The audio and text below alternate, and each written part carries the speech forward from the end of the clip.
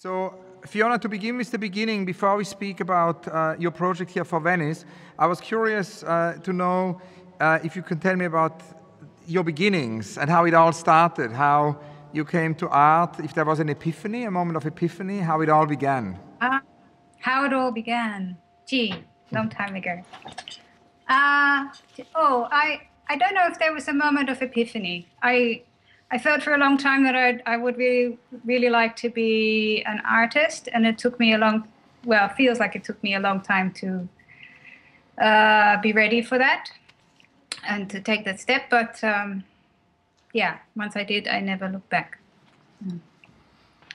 And where would you say would your catalogue raisonné start? Where would your first work be where you thought this is no longer student work, this is the first work which is valid? Yeah, I suppose sometime around 97, 98. I don't quite feel like I can pin on one specific work right now. I made sort of a body of work around that time. Like the film May You Live in Interesting Times, which you may remember, yes, because I showed that in the traveling show that you did, that really big one, together with Han Ru. In Cities on the Move, absolutely. Exactly. That's how we met for the first time, yeah. So you think that was one of the earlier works, you would say, which, Yeah. And how did you come to this idea of using moving image, and was that something which suddenly arrived, or was it a gradual process? It's interesting that before that I was painting and drawing, doing a lot of drawing, and I was sort of struggling with the medium of drawing. I like drawings very much, but it felt that they were I work quite fast when I draw, and it felt like it was too quick and too easy, and then it was too hard to know what drawing was good afterwards. And some teacher of mine, I actually started making Super 8 films, and I was animating my drawings. And then a teacher of mine at that time gave me a video camera to take home for the weekend. And I found that really interesting to play with that. And that's how I got started. And working with film and video meant there was a lot more resistance. It took me a lot longer to get to a result. And I felt like I needed all those obstacles and all those resistances to really believe in something, and to then eventually create something that I thought was good enough to show. And who would you say were your influences, or are your influences? Who are artists or filmmakers or other practitioners who were inspirational to you?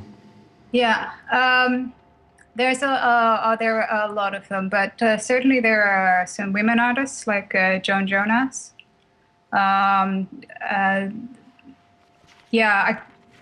When I ask this question to other people sometimes, and now I've got a mouthful of teeth and can't think of names. But Joan Jonas is a good answer. Yeah. Yeah. Certainly in the beginning it was like, video pioneers like Gary Hill, and also filmmakers. Yeah. I particularly like documentary film, and I learned a lot from very early film documentary material that I found in archives, and that was sort of like my film studies, if you like. But that leads us also to the topic of memory. I mean, this sort of whole idea of you working in archives and connecting to archives, which is something ever since we met in the 90s has been very present in your work. And as this whole interview project we're doing here has to do with what Eric Hobsbawm calls a protest against forgetting. It's somehow the memory of an exhibition. It's a portrait of an exhibition through all its participants. I'm particularly interested in this topic of memory, and in your work it's a very, very strong topic. Can you talk a little bit about the connection between memory and archive? Yeah, I can try. It's a hard thing to talk about because you very quickly start talking in very general terms, and it sounds really too general. Yeah. As an artist, I'm very particularly interested in how visual memory works, or doesn't work, because I think forgetfulness is also a very creative factor that artists in particular are working with every day.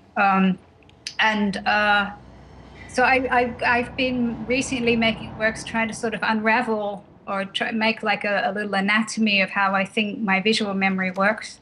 Of course, this is an impossible mission, and I'm always failing. But some of the failures are interesting. And an archive is, in theory, like physical memories. It's the place where memories get cataloged. And then the really big question is, okay, so how do you organize it? What do you catalog? What do you keep? What do you throw away? Excuse me. And I've been, I suppose, throughout my artistic career, I've been working on works that try and home in on that and reflect upon that. So make also that process of remembering and keeping things bring it more to the surface, and engage more in a critical reflection of that.